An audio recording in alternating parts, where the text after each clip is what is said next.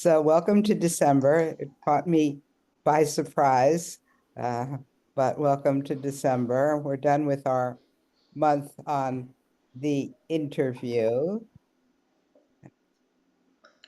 Yes, I'll say something. We're going to start a topic.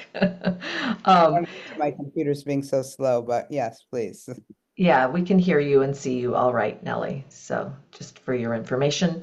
Um, and we might go a little bit into teacher's choice and kind of jump a little bit around on different topics. But the topic for this morning we're going to be starting is on language. And we're going to look at the word heart. So, the words that we use in our practice, we're really interested in why we choose certain words and how they change over time for us. And we encourage each other to give more description about our experience in meditation, to actually use more words. And it's interesting, Linda, I find myself doing that in my thoughts too now. I think about something and I go, no, no, that's not quite the right word for it. And then I find myself, especially when I'm thinking out a conversation that I might have with somebody, really trying to find a word that's better, that works better, that expresses better, that's closer to how what I'm trying to really say or describe. Right, that's a little bit of a different take on accuracy, right? Because we're not trying to find the actual true word or the word that can express everything. We're looking to be more accurate with how we're understanding something, with how we feel. Right, right. So so that direction of accuracy, you can't really do it wrong, but you can kind of refine your own sentiments. Yeah, and I think the way it goes on in my mind is, well, that's not quite right. That's not, those words are not quite what I'm really wanting to express or even expressed and even express to myself, Mm-hmm. especially express to myself. So anyway, in language, in reflective meditation, we ask you to find language for your experience. And, both when, journaling and reflecting and when you're talking about your meditative experience. And this really distinguishes reflective meditation from other meditative orientations. It does. How does it? How does it? Because it actually puts you back on yourself. And you're not really having to adopt our words, though you can take them up for a while and play with them. But we're really saying, what words would you use? How would you run with this? Take it and run with it. I think that is a different way our approach works. Right. And then even more specifically, what we're talking about is finding words for your actual Yeah. experience rather than taking words more from the outside, how, meditation should be described. And are you describing it in those words? Right. Well, and that is what we do, not just in meditation, kind of how you were talking about that it also affects your thinking and the way you are then in the world.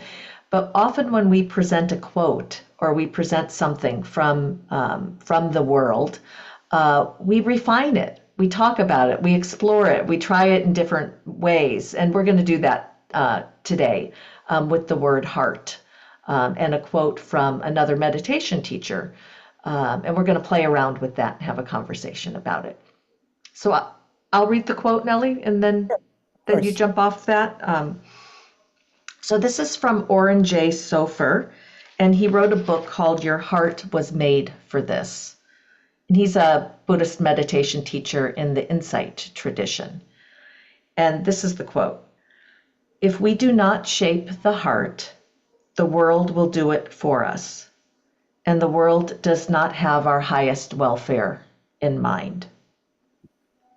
And it was interesting as my first take, and that's another thing, there's first takes, we change our perceptions. But my first take on this quote was really thinking out the outside world rather than perhaps more how Buddhism um, defines the world, which we will get to next, but that the outside world does not have my highest welfare in mind. And, if I do not shape my heart, which I think of heart as sort of my emotional life, the world will do it for us, and the world does not have our highest welfare in mind. Like, yeah, I have to protect myself from some of the influences that the world projects, funny word, puts out, because it's not good for me. It doesn't have my highest welfare. It's not for my highest welfare. I'm responsible for that. Mm, mm. Yeah, even as we're talking, I'm thinking at times I can take some of the world, that outer world, in stride a little bit more, or it doesn't affect me so deeply, or there's a way I'm not so upset that it doesn't have my highest interests at times, interest in mind. But that's because I'm shaping my inner world according to something else, and that leads us into the definition of the Buddhist definition of the world. And this is from a sutta, and it says that I declare that in this fathom long body, with its thoughts and perception, therein lies the world. So it's really saying the world is your body, mind, thoughts, and perceptions. And that's a kind of revolutionary thought, if you think about it.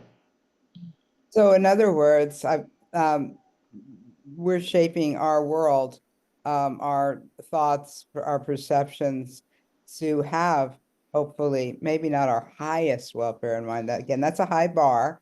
We're always sensitive to that, but that would have my welfare in mind, and that's some of how I shape my world. I remember too, at one point, and I think it was really during the pandemic, that we started talking about bringing more heart into the words of the Buddha, like the suttas and the kind of drier lists that we were talking about. There was a way that we started to say, we value the heart, we value the emotional world, we value our thoughts and feelings, not just our thoughts, but feelings, and that actually started to bring more heart into our conversations and into the practice just by naming it that way. Right, right, exactly. Um, yeah, let's see if there's anything more we should say. Do you think we should end there? We could end there. Oh, we're right at 8 minutes after. Why not? Yeah, because I think that's a really beautiful ending, Linda, that we Okay. really take our feelings, emotions, that which touches our heart. We really consider it. That's very important. Yeah.